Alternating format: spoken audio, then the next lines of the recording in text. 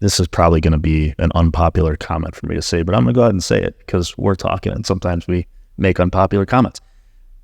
The real estate industry, all right, we're going down this tangent. The real estate industry in itself is problematic because the barrier to entry is so low.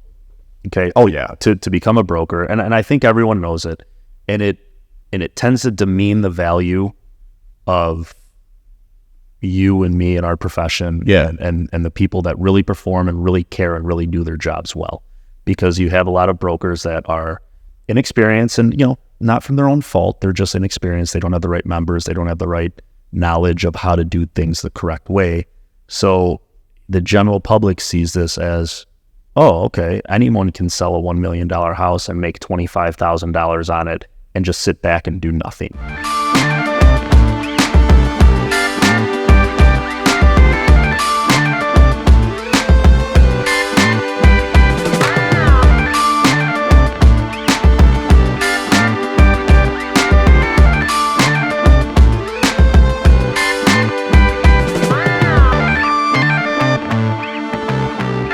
All right, welcome to the Jason Theory. This is season 2, episode 7, and we're sitting here with Brian. Brian, give us your stats.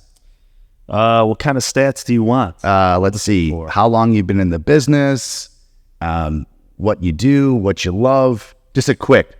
All right, quick stats. Brian Pistorius. I'm a team leader of my own group at Compass. Was at Berkshire Hathaway for quite a while.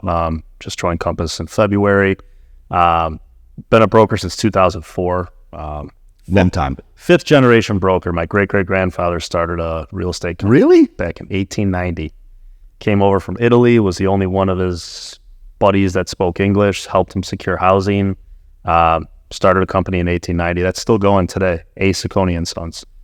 Yeah. I used to work there right out of college, during high school. That's so cool. Yeah. It's mostly property management. That's why I kind of shifted. Could you have maybe like started your own arm of? I did for a little bit. Because I worked there for a while, did some other sales jobs in between, and then went back there and just kind of did the sales aspect of it. But it was hard because it was just me. Yeah. Their company that, basically is set in what they're doing. Doing stuff old fashioned. They got a great model. They do it well. And, they're just not looking to really delve into that sales. So where is that company kind of headquartered? So their office is on Cicero in between Peterson and Devon. Okay, so Chicago. Yeah, it's in Chicago. And most of their property management, it's all north side. Oh, that's really cool. Yeah, I'm sure you've seen their signs on the buildings. Haven't noticed it, but I will now. Yeah. It's Ciccone. Ciccone, S-A-C-C-O. Oh my God, that's so Italian. My grandfather, he's in his upper 80s. He's there 6 days a week. My great uncle is 97. He goes 5 days a week. 2 of my other uncles work there. 3. Do you know why those people are alive? Because they still work. They have a purpose. They work. Yeah. 100%. Yeah. My grandfather says, I won't retire. He'll die. Yeah, he goes, I won't retire until my older brother retires, so I can't. But he wouldn't retire anyway. He's got nothing to do. Dude, my grandfather, like my dad used to, my grandfather was in his 90s and would go to, my family was in the hat manufacturing business. And my grandfather would go to the plant in Bellwood. And first off, I mean, the fact that he got a driver's license because it was a Greek person in like the DMV who knew him, he would not drive, my dad said. He would aim. And he'd hopefully fucking get to where he needed to go. And he'd go to there every day. Yeah. And he's a product, just the same as people. They're also a product of the Depression. Yeah. So they never know when their last day of their money is going to be. So they have to work. Yep. And my grandfather, at 9 years old, would pick ribbons. So the ribbon that would go around the state trooper hat. Okay. And pick ribbons off the ground, which maybe are the time that you pick up the ribbon to retrieve it is probably, his time is probably worth 7-fold of what the ribbon pickup is. Yeah. And he'd be like, listen, he's like, this is a good ribbon. You need to use this. Like, he was crazy. And they all, once they retire, they all fall apart and die. Yeah. Yeah. Interesting. Yeah. I truly believe that. Like, everyone I know that's old just works. 100%. We have so much longevity in our family on that side, and they all work. They all continue to work, and it's just, it boggles my mind. Yeah. Well, I mean, like you said, it's purpose. It's like waking up and saying, okay, this is what I'm going to do. And people are like, you're going to work that long, like this. It's like they enjoy it. 100%. Like you don't have that mentality, which is totally fine, but doesn't mean that those people that have it Right. are not happy. Like I hate vacationing. I love my house. It doesn't mean that I'm a sadist because I don't like to vacation. Right. I'd rather just sit in my house and have my gym and the place I like to eat. Like that's what makes me happy. Yep. It doesn't mean that I'm not, like, doesn't mean that I'm miserable. It just means that that's what I enjoy. There's nothing better than a staycation. Yeah. And just like, I got my bed. I know where I'm going. I don't have to walk around and figure out what the hell I'm doing. I only have so much time. Yeah. Like, let me do things that I know I'm going to enjoy. Yeah. And I know where things are at. Yeah. Yeah. So you just became a dad. Just became a dad, 5.5 months, a little girl, Eliana, amazing. I mean, yeah, you can't explain it. It's crazy, right? It's not, everything changes. And you know what? Everyone told you that. And before it happened, I'm like, yeah, okay, I get it. I understand. It's going to be different. Everybody does it, all right? But relax. I don't need your unsolicited advice. Now it's just like, you were right. But there's nothing anyone could have said that. But perhaps you for bringing the life into the world.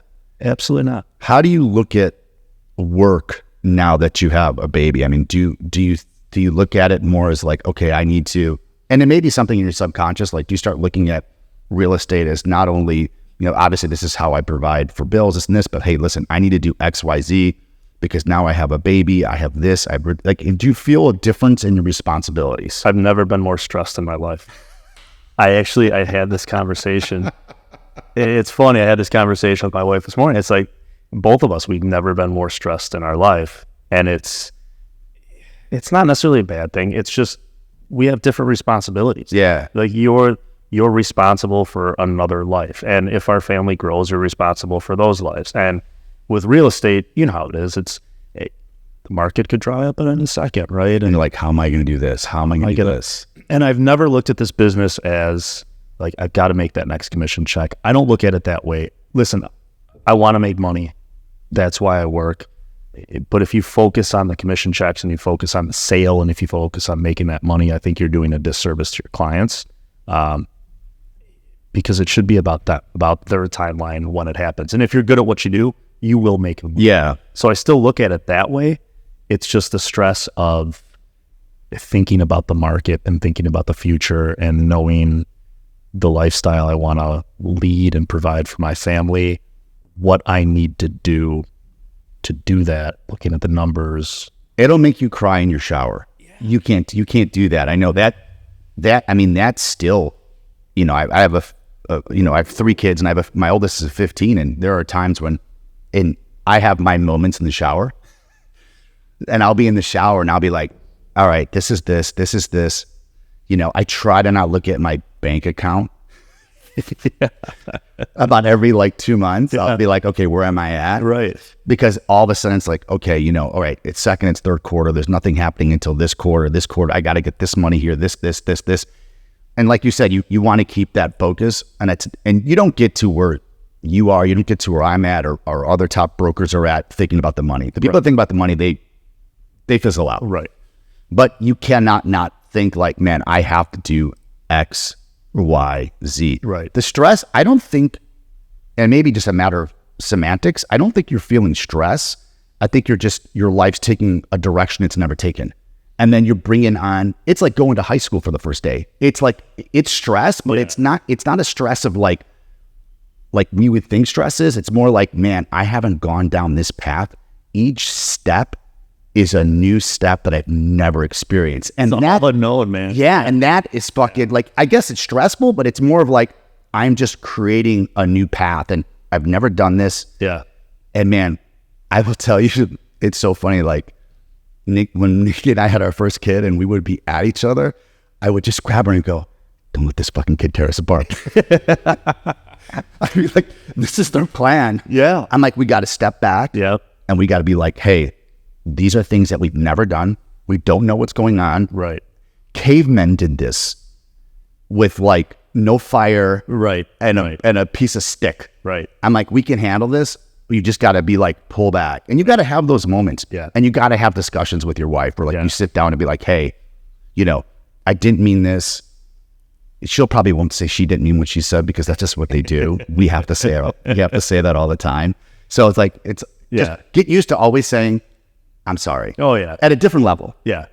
It's different level of I'm sorry. And then you're just like, okay, let's just not let us tear us apart. And then here's the best part. When they get older, they find, like my middle one's great at this. They find out they don't have favorites. Everyone's like, oh, this person's a favorite. This person's a favorite. No. They have favorites for certain situations. So if this is the situation you're in, who's my favorite? Which means who will bang? Who's the bigger pushover? Yes. In each situation. And that's your favorite person for that day and for that moment. Because I'm always like, my 6-year-old is attached to Nikki unless it's certain things. Okay. And I'd be like, oh, I thought you don't like me. Yeah. And he'd be like, no, of course I like you. Let me give you a kiss. He never gives me a kiss. I'm like, oh, okay, dude, I see what's going on. I'm like, I'm not that dumb. You know, you're the third one I've had. Yeah, at this point, I'm a veteran. Veteran of the block. I've been around this shit. And then I always say that, like, you can't let them divide you, especially when you get to a second. But I predict that your business will increase by 30% next year, no matter what the market is, because you are going to become so efficient with your time. Yeah. You're going to become a machine in terms of your effort because of a different stress, but more as you're just going to be like, hey, listen, these are my tasks. I know I've got baby duty here, this duty here, this. I have to be just streamlined. Yeah. Well, I remember talking with you about that. This was when she was pregnant. When Nicole was pregnant, and we were talking about it. And I'm like, man, how do you do it with 3? And hey, I think you do it. He goes, you don't have free time, so to speak, anymore. You have time during the day, and you make the time to do things. And when you do have free time, you do what you need to do. Yeah. There's no lost time anymore. There's no just kicking back and I'll do this for a couple. But you're going to get like a machine, man. I'm telling you, you're going to be so regimented because you have to be. Everything you do is going to be so much better because you're never going to have that moment where you're just lazy. And that's probably not the right word, but you're never going to have that moment where you're just like, I don't need to send out these letters. I don't need to do this. I don't need to do this. You're going to be like, I got to do it because I know that I have to do this. And people say, well, now I have no free time. I'm like, no, you have free time, but that free time is with your child. Right. Like after this, I have a showing. I have nothing on Friday, but you know what I'm doing? I'm taking my 3 boys, the card convention in Rosemont, shoot me right now. But that's my free time is they want to go look, they want to go to the trading cards, the big national trading card thing. So like that free time just gets substituted, Yeah.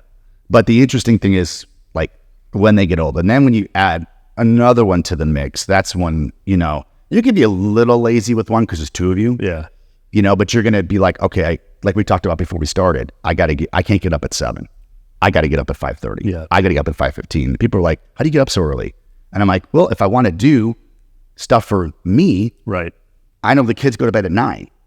So if everyone's sleeping at 9, I can go to bed at 9:30 and wake up at 5 and get up before all those kids do and do everything I want to do. Yeah, I'm not happy. Dude, my ringer rang at 5:15 this morning, and I was like, I just looked at it.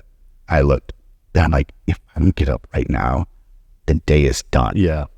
And you're going to get efficient. Yeah. It's going to be awesome for you. Yeah. I'm happy for you. Yeah, I'm looking forward to it. And that's partly, I'm a very regimented person, at least I try to be.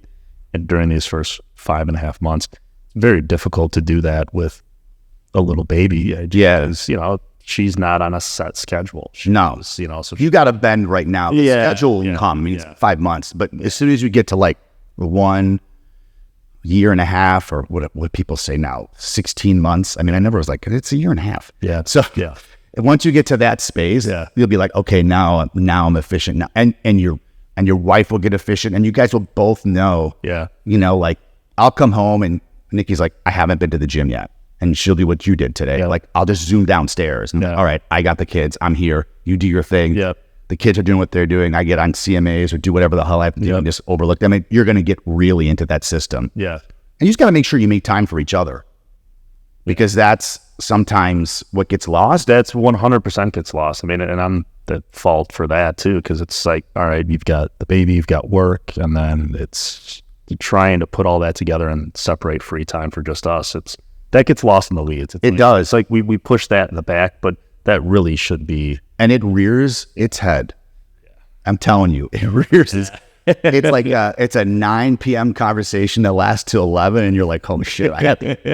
We haven't gone out for dinner in how many months?" I know, man. It sneaks up on you. It does. It sneaks because life is spinning out of control a little bit. That's the one thing I would. And think of how many people get divorced. Like all of a sudden, all the kids have gone to college, and then there's just these divorces. I'm like, how do people get married for 25 years and then get a fucking divorce? Right. First off, who wants to go back out in the dating world when you're mid-50s? No way. There's nothing out there for me. No, I would just stand in front of traffic and that's going to kill me. But that happens. And, everyone says is that we lose touch during that process of the kid. Your life just turns into the kid and you don't. And I'm definitely the fault on that side in our relationship. And it's just like, hey, listen, like we have a standing nanny like once a week that comes at nighttime. Yeah. And we just walk to. That's why I love Bucktown, right? We just walk a restaurant. We'll go to Andros and Logan, which is like we go there like once every 2 weeks. Yeah. We'll go somewhere and just eat, even if it's just an hour and a half and 2 drinks. Yeah. Come home, you're like, it reconnects you. For sure. Just getting out of the house and being together. Yeah. So, what do you think about the market? We'll take we'll get away from parenting, from parenthood. So it's very interesting. It's taken a bunch of turns recently. The biggest thing that I've seen lately, and you tell me if you've seen this, buyers are sticking to their guns, and they're not willing to play these games that sellers wanted them to play a few months ago. The multiple offer situation, it's still out there, but we're not seeing these 10, 12 offers on places. When there's a highest and best, I mean, more often than not, I'm hearing brokers say, well, you know what, our buyers don't want to get into this multiple offer situation, so they'll wait it out. They'll wait for another place. But are they waiting thinking there's going to be more inventory or prices are going to decrease? Do you think that's what's on their mind? I think a lot that's on their mind is they want to move. They really, really, really want to move, but they know that prices are, I don't want to say high. Prices are what they are. Based on the inventory, right? So prices are what they are. In their mind, prices are high because they paid a lower price 3-5 years ago. Yeah. But they've also got this low interest rate that they're trying to figure out, well, I don't know, am I going to bid up for this place knowing that my interest rate's going to be 2.5x what it is now? I just think they're not as motivated as they were before. I don't know. That's kind of what I'm seeing with buyers. Also, the inventory is just not there. It's garbage. That's the problem. So it's really interesting.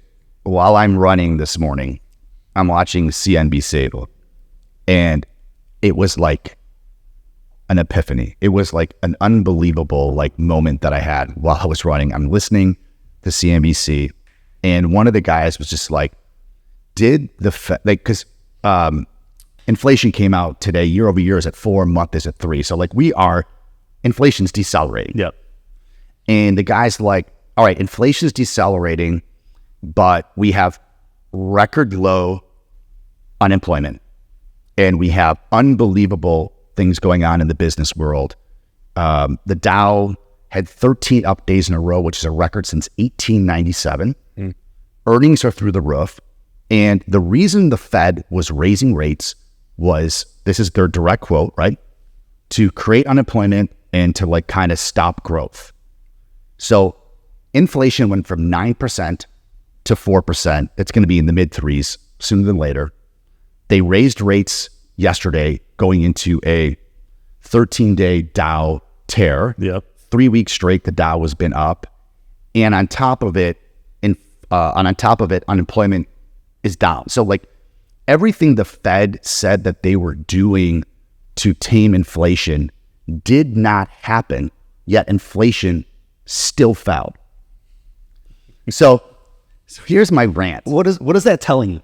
It tells me what they fucking did nothing. Yeah. Other than, now here's the byproduct of what the Fed did. No one's moving. There's no inventory. And And raising interest rates was going to lower the price of homes and rent. Rent's at an all-time high. Chicago last month hit an all-time high in pricing. Yep. It did fucking nothing. Yep. All it did was stop people from moving. Yep. And all it's done is, I work for developers. Developers like, I can't build at 8% overnight carry. So then it's stopping supply. So the only reason that inflation went down is that we stopped handing out money for free. So if you stop handing out money for free, people stop spending like mad. So everything the Fed said they were going to do to create this issue did not work, and the issue corrected itself. I mean, I was running and I was thinking about this. I said, fuck. So all they're doing, and I've been saying this for 2 years. Yeah. You can go back and watch all my podcasts, all my TikToks, everything, and I just get hated on TikTok. Yeah. You know, and I'm like, anyone that thinks the market is going to fail, you are wrong. The stock market's not failing. The housing market's not failing. And people, just go back, get away from politics, and just go back to Econ 101. If there is no supply, the prices will not fall because demand is there. And everyone's like, one guy yesterday on social media was like, contracts are down 25%. This is the end. This. I'm like, bro, yeah, contracts are down 25%. Inventory is down 40. Yes. That's So supply's gone from 3 months to a month and a half. Right. That's still an accelerating pricing structure. Yep. They take out these little snippets. They see these articles and they take one headline and they make it gospel. And it's so wrong. And it's ridiculous and it frustrates me. And it's just, listen, people need a place to live. Yeah. The housing market. And all the Fed is doing is pulling supply out of the market. Yeah. If they cut rates, or if rates go back down to, let's say, 5%, do you know how much supply would be? You could cut rates and prices would go fucking down. Yep. 100%. Because you're adding supply to the market. Yep. There's no supply. They stopped building in 08, 09 when everything fell apart. Yep. I just like, it's, and listen, it's not political. Trump dropped money, Biden dropped money, and listen, and it's Congress. Like, you could say that any president can say, I'm going to give this much money to this person did. It's a bipartisan Congress has to sign that goddamn bill to give that money out. Right. The more money they give out, they are fighting what they're doing. And they're continuing to give out this money. I mean, you hear the commercials all over the ERTC. Yeah. They're continuing to give out the money. And it's a ton of money that they're giving out to these companies that, companies that they don't need it. Dude. They had their best year. Dude, earnings week we're in the middle of earnings. I mean, they're crushing. Yeah. Crushing. I mean, it's just so funny to me that everyone's like, yeah, the Fed did their job. This person did their job. I'm like, no, dude. Look what they tried to do. It did not work.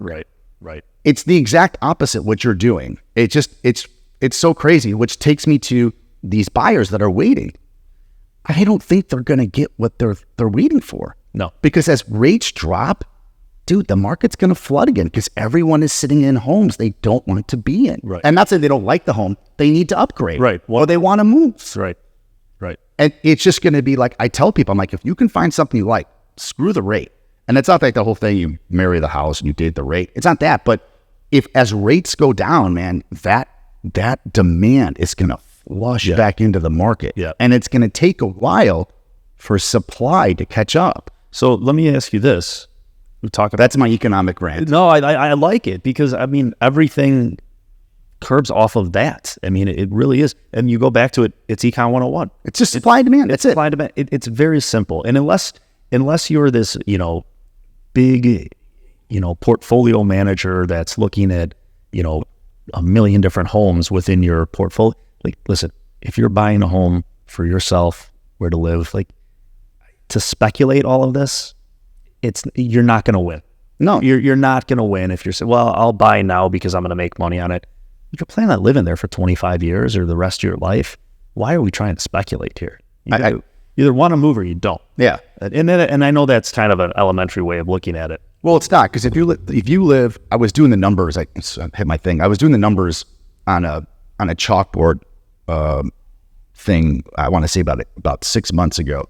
And if you live in a place for 5 years, you need like a 20% correction in the market to lose money. Yep. Because there's utility, there's tax payments, and you're paying down your principal. I mean, you need like a huge move. So if you're waiting, it's like, man, ain't gonna happen. Right. Right. It's just not gonna happen. Well, but here's the other thing. I always talk to my clients about this, and it really surprises me that 90% of them are in awe when I say this statement. They say, well, our place, it hasn't appreciated as much as we wanted, and so we're probably not going to move, and we got to buy this next place. So I go, okay, so let's say your place, you bought it for $500,000. Let's say you doubled your place in 5 years, right? It's at $1 million. Oh, that would be great. We'd sell it in a second. Fantastic. Because they live in a fucking bubble, right, with one house. So fantastic. You made $500,000. You're going to want to move up, right?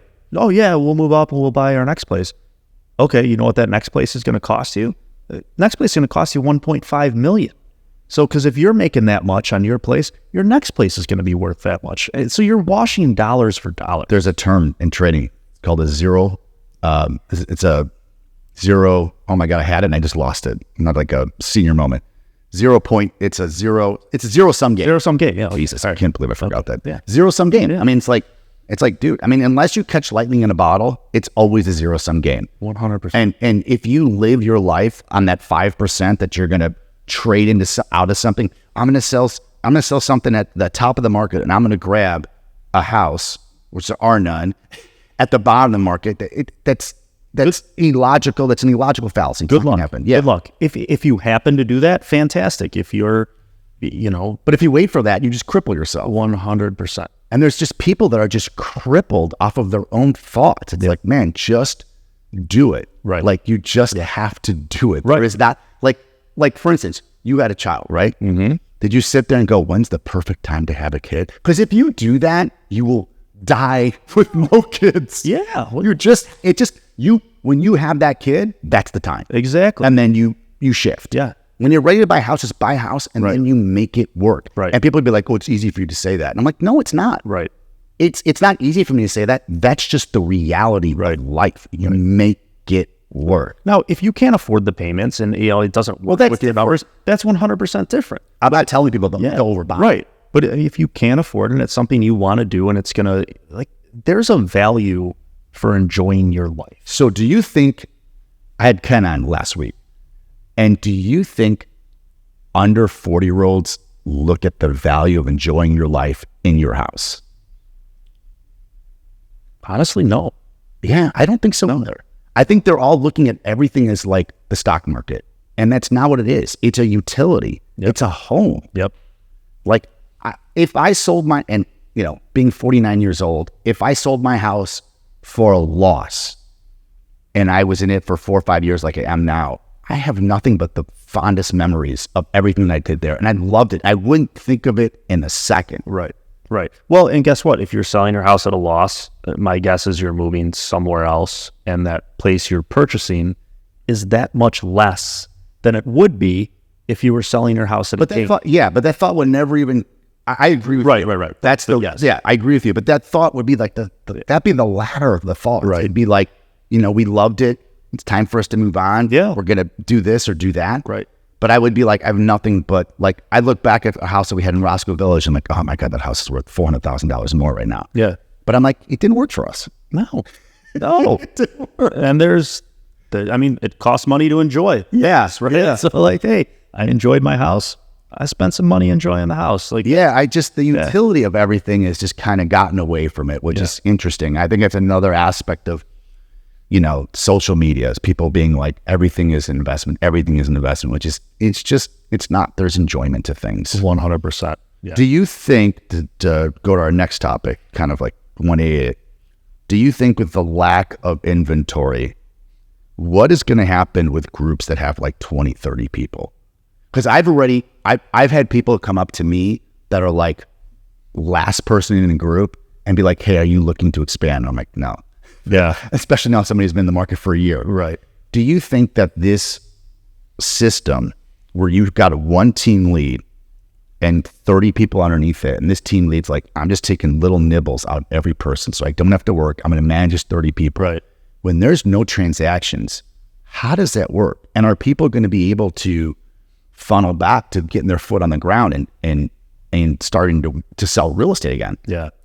This is not us too, by the way. Yeah, no, this is, when you talk about the bigger teams and the super groups, and because the ratings just came out, and the top 20 people no one had less than like 15 to 17 people. Yeah. And most were in the 30s because I know them all. And I'm like, man, you got 30 or 40 people and you're doing 200 million.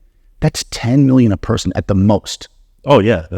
I'm like, after, and people are like, oh, 10 million. Like, don't look at $10 million and think, oh, 2.5% of 10 million. That's a good living. It ain't fucking that. No, 100%. You got 17 splits. Yeah. Everyone's taking their piece. And then Uncle Sam's like, I'll take 40%. Exactly. So it's not that. No. Hands down. Well, it's tough. It's, listen, if you want to run a super group, if you want to run a big team, different strokes for different folks, right? That's your prerogative. But you're running a brokerage. Yeah. Right. And brokerages don't make money. Right. We have our brokers tell us, our managing brokers, it's their call. Right. We don't make money. Why the fuck you do this then? Right. I don't get it. Someone's making money. Somebody is. Yeah. I don't. Doors are open. Right. Something's happening here. That's like the cry wolf. I hear. Like everyone says it, and it's not just Berkshire. It's Compass. It's everyone. We don't make money doing this. Yeah, we can't do that for you. We're not making money. Okay. Why? I didn't tell you to open up a company. Do you want to do my job? Because we make money. Yeah. So no, I don't know how it works because, really when you're the manager or the team lead of all, you spend a lot of time working with these younger or additional brokers on your team. And there's a lot of time invested in that. Yeah. There's no deals being done. You're not getting anything out of it. And the admin. I have admin from super teams. They're cutting everybody. Yeah. Because one just reached out to us. Do you need anybody? I'm like, no, not really. But on the top five teams in the city, I've had 3 admins from those people reach out to us and ask if we're looking for anybody. Really? So they're cutting. These agents are cutting. It's just interesting if that dynamic. It's been it has been the way the business has gone for the last 5 years. And I'm always like, is this the direction you have to go? I think if you go that direction, at the end, you're screwed. Because there's going to be a return to normalcy, right? All the super groups opened up the first year of COVID when there was a deal every 5 hours. Right. And everyone is going bananas. Right. I'm just interested to see what happens with those levels and the amount of people. I mean, how do you have enough food to feed 30 agents? Well, and then make money yourself. But I feel like those agents, they look at it as, well, I don't really have to give you anything. So you're on my team. I can give you my mentorship, or, you can see what I do, and I can let you do some showings and some open houses on my listings.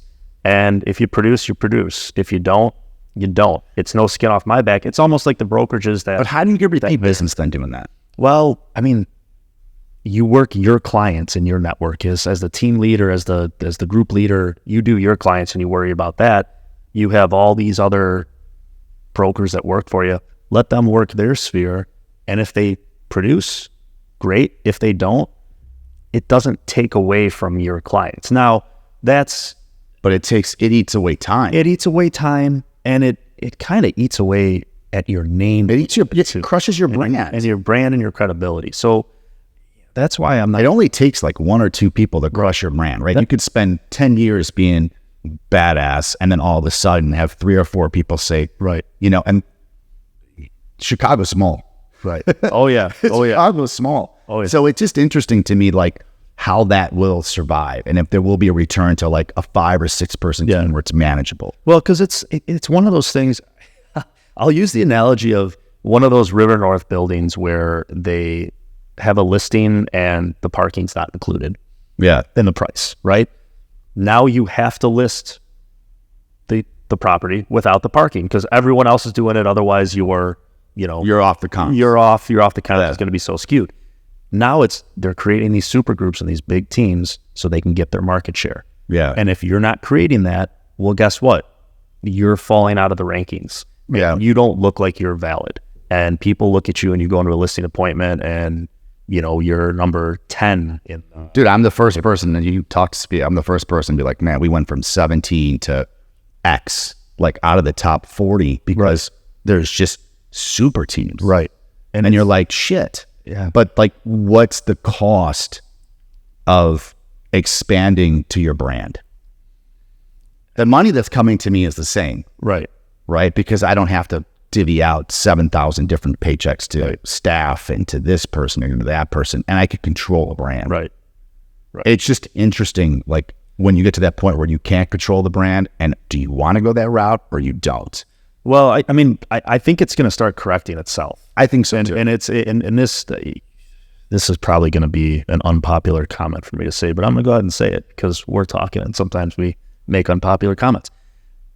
The real estate industry, all right, we're going down this tangent. The real estate industry in itself is problematic because the barrier to entry is so low.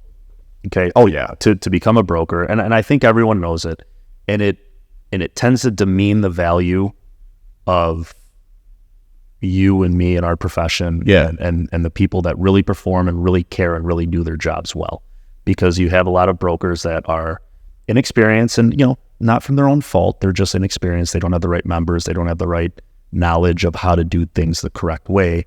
So the general public sees this as, oh, okay, anyone can sell a $1 million house and make $25,000 on it and just sit back and do nothing. So it demeans our value.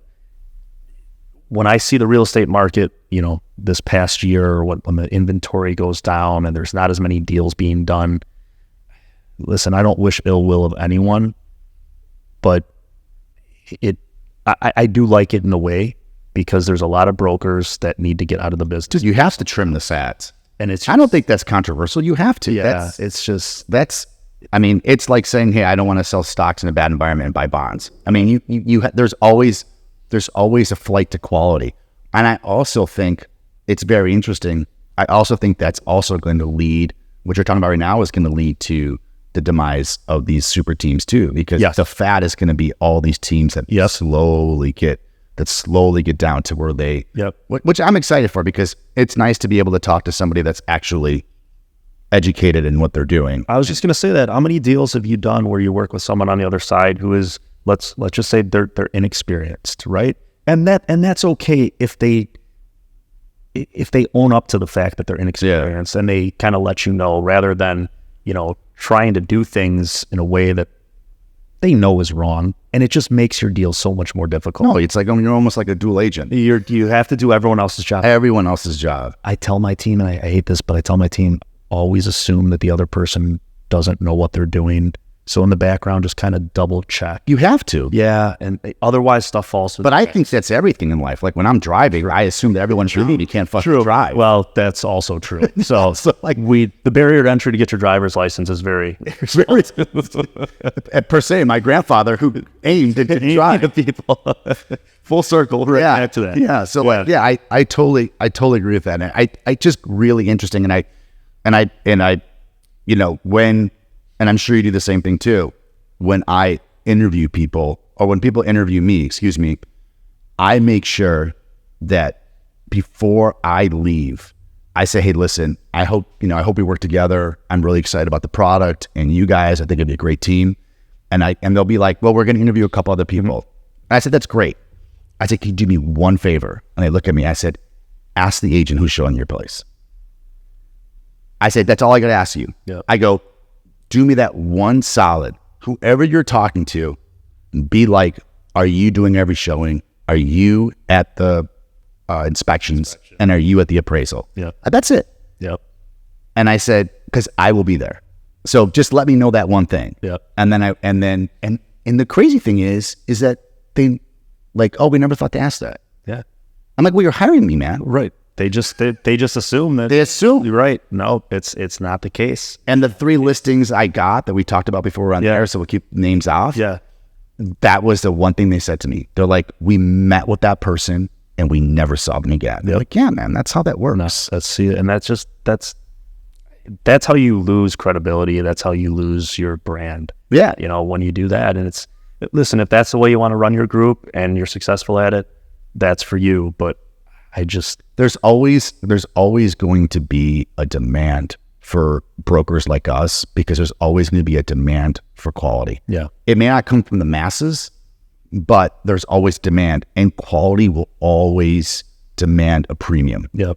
Right. So people are always like, well, I can't believe in this environment that my financial advisor can't believe that we haven't had compression in commissions. Yep.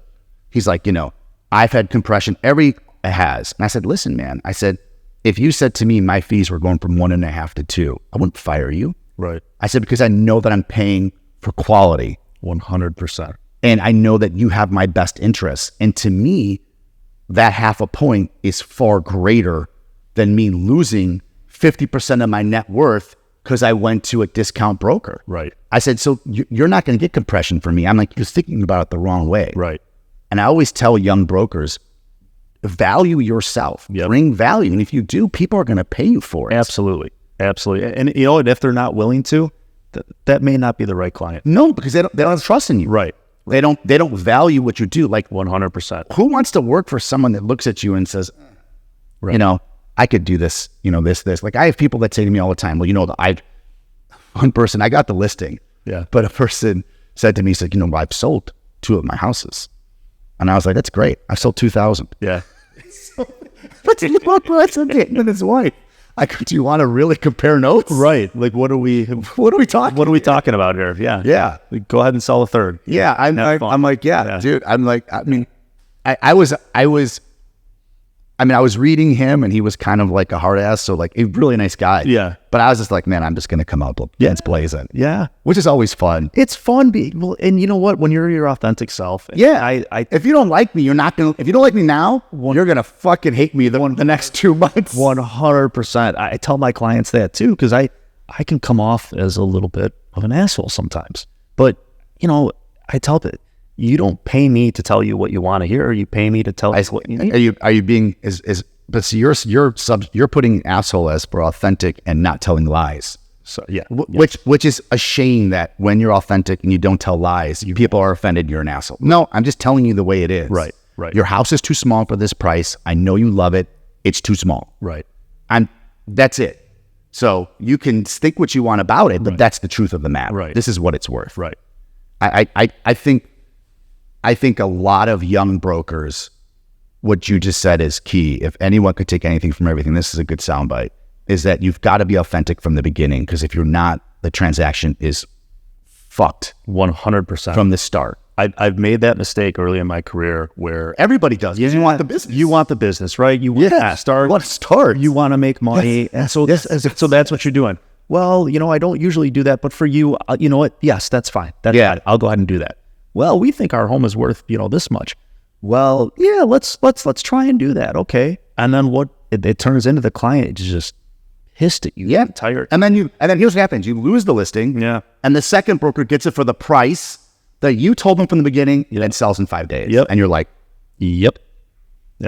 I've never experienced sex. I've never lost a listing, but I've heard that that's happened. So, yeah.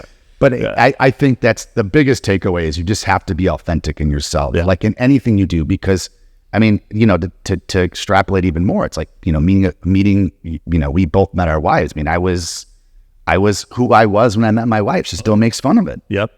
I was like, hey, I remember your floppy hat. You had green contacts, tattoos, and shaved arms. I'm like, yeah, that was me at 27. This is who I was. And I said, and you still married me. Yeah. So who's the big winner? My wife met me 4 times before she actually met me. She doesn't remember meeting me the first 3 times. Not because she was, drunk. Because the impression you make? Yeah, she was busy. She just didn't remember me. She's like, yeah, no, okay, what's your name? Okay, yeah. Yes.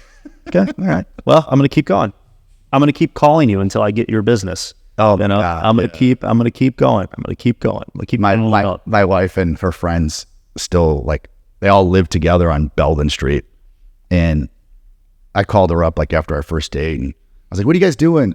They're like, oh yeah, we're going to Kincaid's. It was like they had Tuesday $1 bottles. I don't even know if they still do that.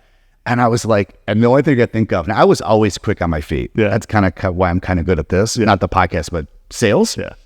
I was like, oh my God, that's amazing. We go there every Tuesday too. It's our favorite place. We'll see you. I'll see you there. I'm like, I call my buddy. I'm like, where the fuck's Kincaid's? And what are you doing tonight? Because we need to rally up about 6 people. Yeah. Yeah. And I showed up and they're like, and their girlfriend's like, what? I'm like, dude, I was just like persistent. And they used to play my voicemails and make fun of me. Cause I at that point I had just come back from California. So my vocabulary was a little bit different than the Midwest, and they would just make fun of the things I'd say. I can only imagine 27-year-old Jason Stratton coming back from Cali. Just, I'm like, of course my arms are shaved. No one has hair in California. Something from a fresh wax, leaving a nice voice. I'm like, yeah. It's so crazy, and this will end on this. It's so like the Seinfeld episode where they start like here and they go, oh yeah. That's how it was. I was like, I just need to get down here, and I was like, well, hold up, keep going, hold up. And then all of a sudden, it's like, I can't stop at the nipples. Oh my Lord. All right, well, this was awesome. We've been trying to do this for a while now, and obviously you've had, a child, and you're rearing a life. Yes. I am trying to do everything I can to adding to our overpopulation. Yes, and make her not follow in my footsteps and follow in my wife's dad's girl, dude. Yeah, I'm gonna have problems when I get older, or when she gets older, I should say. I'm gonna have problems saying no. Are you gonna? Do you guys? Well, we won't leave on that. We'll leave on this. What's the thoughts on a second? The plan is a second. The plan is to have more. Enjoy for a little bit. Yeah, but we're gonna get through this and figure this out and enjoy our time now. I never understood the back-to-back. People are like, I gotta have them back-to-back. I'm like, dude, are you kidding me? 2 kids in diapers? I would throw my head through the wall. I people give me their unsolicited advice. Yeah. Which is fine all the time. And they're both great. Yeah. When they get older, they're really close in age. Right. And they either stab each other to death or they're best friends. Right. If you have a boy and a girl and they're old, they have their own lane. Yeah. But the 2 boys close together is rough. Yeah. From what I've seen. Mine are 3 years apart and it's awful. Yeah. When they get closer, it's just like one to the hospital like every week. That's it. Like, because now I have friends. Most of my friends have a lot older kids. Yeah. I mean, dude, it's like 2 boys are like 10 and 11 or Irish twins. Dude, it's like the sea ham. I can't imagine having another one right now. Like, it's just, again, but it's our first, so we're still figuring. You gotta enjoy it. But that was the only saving grace. Like, in the hospital right after we had Eliana, it was, thank God we don't have twins. Like, I had 3 mental breakdowns in the hospital. Like, you thought you were gonna have twins? No. I'm saying that was the only. They have pictures. I'm like, thank God we only have 1. I think I can deal with 1. If we had 2. No. I have a friend that have twins, and like it was real. First off, it's really hard. Yeah. On the mother, like really hard. Like it's a terrible birthing process. Yeah. Like the whole process. And then normally, another thing that always happens when you do have twins, not to go on a crazy tangent. A lot of times, one of them is like near death because one's feeding on the other. Yeah. You know what's crazy is that the weakest fetus is a white male. Really? Yeah. Interesting. When you have twins and one's a male, a lot of times they don't make it because the woman, the girl takes all the food. Huh. See, they're getting us even in the belly. Yeah, they're taking us in the belly too. There's no escaping. I'm not commenting on that. And I'm not going to, this is going to be aired. I'm not commenting on that one. I don't want to get in more trouble. More trouble? Yeah. Well, I want to thank you for your time. This is great. This was fun. Man. Thanks for having me. And if someone wants to get a hold of you, tell them your cell phone, whatever you want, website, whatever you feel most comfortable in people coming out to you. Yeah, you can email Brian, Brian .Pistorius, Pistorius @compass.com. Social and your social. Instagram. I'm on Instagram, Facebook. Same. What's your handle? I don't even know. I don't know, man. I'm bad at social media. All right. Call me on my cell phone. Text me 312-343-3795. Awesome. Text me, call me. Thank you so much for spending time with us. Like I always say, follow us, download YouTube channel. You can find all this on Amazon, iTunes. There's like 7,000 different platforms. and Spotify. And thanks. And we will next week. Guest is going to be, first off, my 15-year-old son who's been dying to be on this, and that should be interesting. And then we're also going to be meeting with Nancy Tassoni and talking about how her and JDL keep pushing the boundaries of luxury real estate, because they are kind of the gatekeepers of that. So thanks so much, and we'll talk to you soon.